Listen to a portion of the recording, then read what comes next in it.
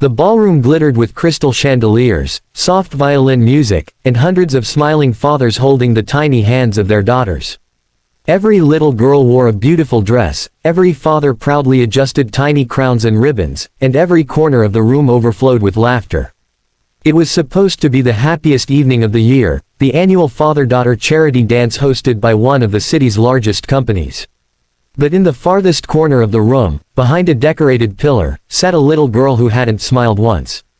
Before we continue, if you believe that kindness can change someone's life forever, please take a moment to like this video, subscribe to the channel, and tell us in the comments where you're watching from. Your support helps us bring more heartwarming stories like this. 6-year-old Lily wore a simple pale blue dress that had clearly been altered several times to fit her. The fabric wasn't expensive, and her tiny white shoes had faded with age, but she had brushed her hair carefully and tied it with a ribbon her grandmother had sewn herself. She looked toward the dance floor every few seconds. Each time the entrance doors opened, hope sparkled in her eyes. Each time they closed again, that hope quietly disappeared. Her teacher, Mrs. Collins, gently sat beside her. "Sweetheart," she whispered softly, "would you like some cake?" Lily forced a tiny smile. "I'm waiting for my daddy." Mrs. Collins looked away before the little girl could notice the tears forming in her own eyes. Lily's father had promised he would come. He had promised every single day for 2 weeks. He had even practiced dancing with her in their tiny apartment kitchen before leaving for work one morning. "I'll be there," he had laughed, spinning her around until she giggled. "I wouldn't miss it for the whole world." But that morning something terrible had happened. A construction accident across town had sent several workers to the hospital. Among them was Lily's father. The doctors had managed to save his life, but he remained unconscious in intensive care. Nobody had found the courage to explain everything to Lily. Her grandmother had simply said, "Daddy had to work late." So Lily kept waiting. Across the ballroom, photographers surrounded the evening's guest of honor. Ethan Carter, founder and CEO of Carter Global Industries. At only 42 years old, Ethan had built one of the largest technology companies in the country. Business magazines called him a genius. News channels called him a billionaire. His employees simply called him demanding. He rarely smiled during public appearances. Tonight wasn't supposed to be emotional. He had agreed to attend for publicity, donate a large check to children's charities, deliver a 5-minute speech, shake a few hands, and leave.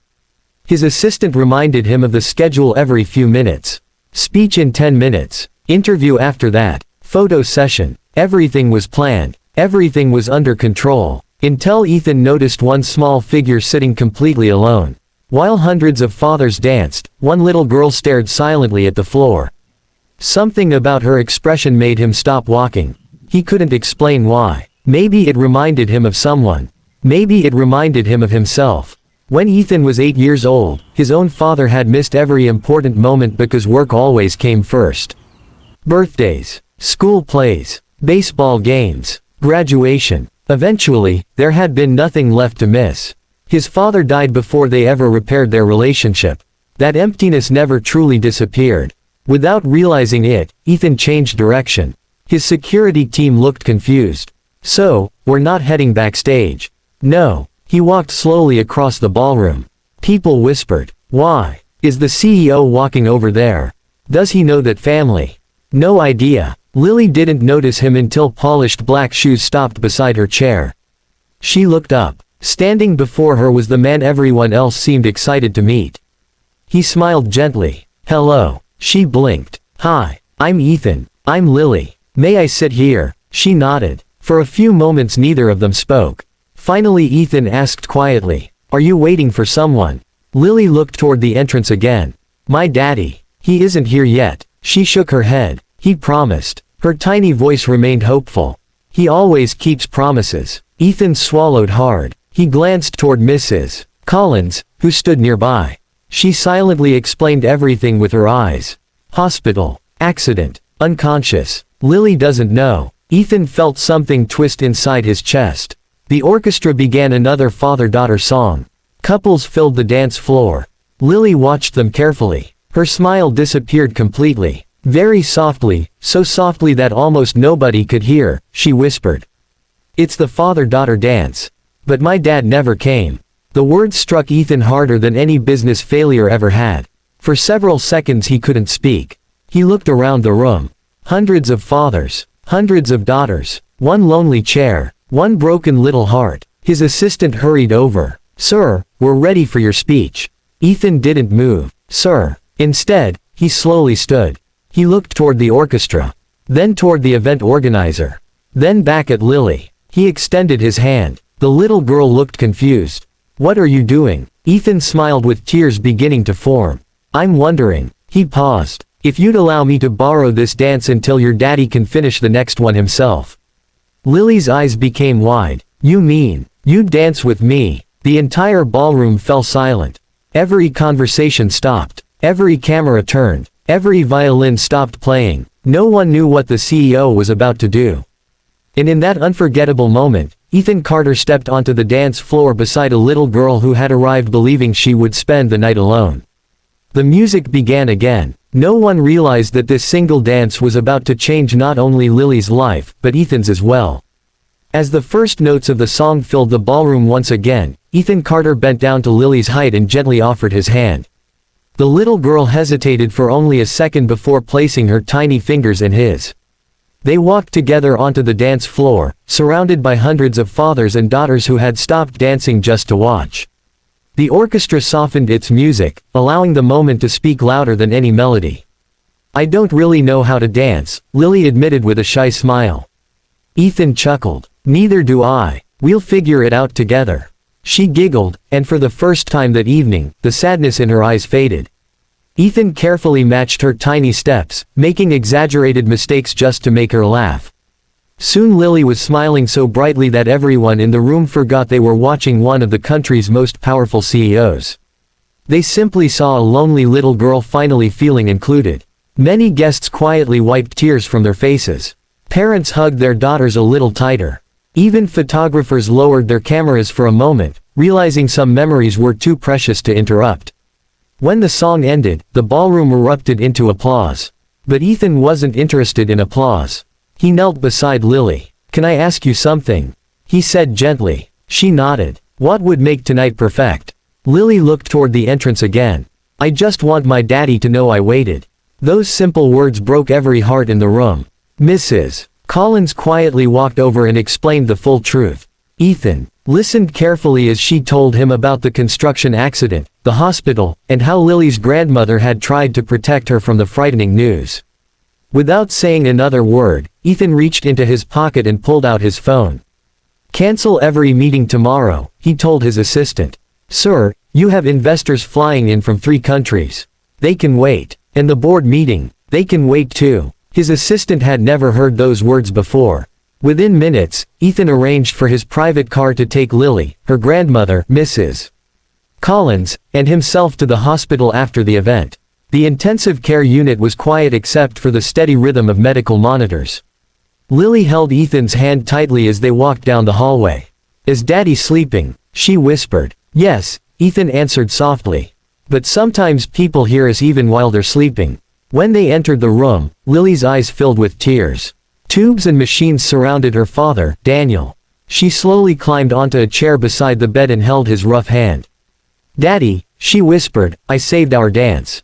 The room became completely silent. "I waited just like I promised." Tears rolled down her grandmother's face. Then Lily smiled. "A nice man danced with me until you get better." Ethan quietly looked away, unable to hide his emotions. Just then, a nurse gasped. "Doctor." Everyone turned toward the monitor. Daniel's fingers had moved. Moments later, his hand gently squeezed Lily's. "Daddy." His eyelids slowly opened. The doctor rushed in, checking every monitor before smiling. "This is remarkable." Daniel looked weakly around the room until his eyes found Lily. "I'm sorry." She immediately hugged him as carefully as she could. "You didn't break your promise." Daniel looked confused. Lily smiled through happy tears. "You just came a little late." There wasn't a dry eye left in the room. Over the following weeks, Ethan visited the hospital almost every day. At first, he brought flowers. Then books. Then toys. Eventually, he came with nothing except time. Daniel slowly recovered, but doctors warned that returning to heavy construction work would take many months. Money quickly became a problem. Hospital bills grew larger every week. One afternoon, Daniel quietly apologized to Ethan. "I don't know how I'll take care of Lily."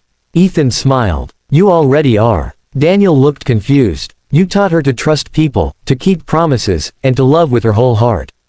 That's something money can't buy." A few days later, Daniel received a phone call from Carter Global Industries. Instead of returning to dangerous construction work, he was offered a safety training position with full benefits and flexible hours. His experience on construction sites would help prevent future accidents. The salary was better than anything he had earned before. When Daniel thanked Ethan, the CEO simply replied, "You earned this long before we met." Months later, the company held another charity event. This time there were no cameras announcing Ethan's arrival. He slipped quietly into the ballroom. Near the entrance stood Lily, wearing another blue dress, this one chosen by herself. The moment she saw Ethan, she ran toward him. "You came. I promised." She grinned. "My daddy keeps promises too." Daniel walked over, now completely healthy. Without saying a word, he wrapped Ethan in a grateful hug. "I can never repay what you did."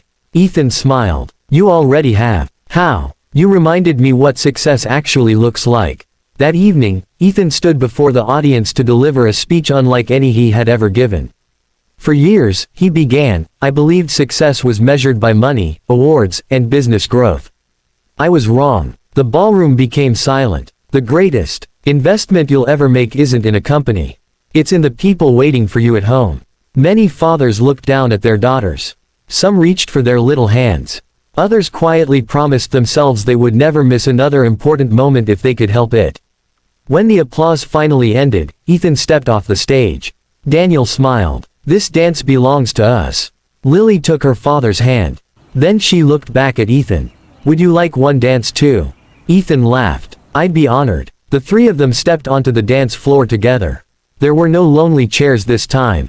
Only a father who had fought his way back. A little girl whose hope had never disappeared.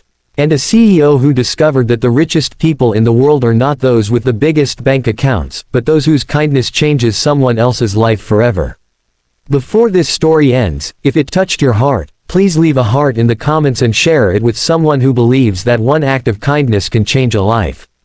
Don't forget to like, subscribe, and turn on notifications for more inspiring stories.